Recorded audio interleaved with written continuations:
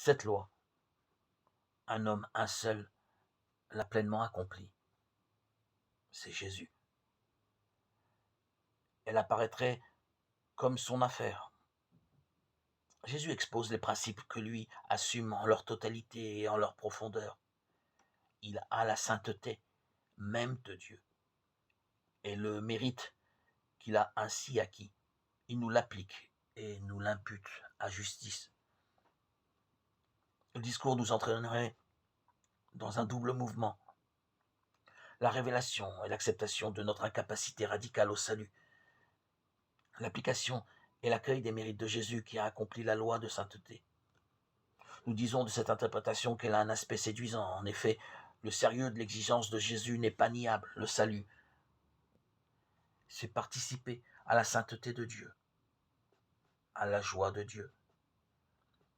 Cette sainteté est absolue et cette joie est totale. Prendre l'enseignement de Jésus à la légère, c'est récuser le salut, car c'est se tromper sur son essence même. En outre, devant cette réalité, notre misère n'est que trop évidente.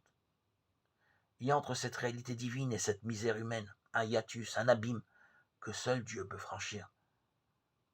Enfin, que Dieu ait réalisé en l'homme Jésus la perfection de la sainteté. Cela est acquis pour tout croyant. Jésus apparaît comme le prototype de l'homme, rêvé par Dieu. On appellerait dans le discours hébraïque l'Adam Kadmon,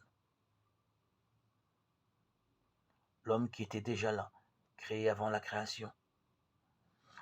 Le discours sur la montagne traduit l'éminente sainteté de Jésus. Ses préceptes nous renseignent sur l'état de son cœur. Entendre le discours, c'est connaître, au mieux du possible, les sentiments qui animent Jésus.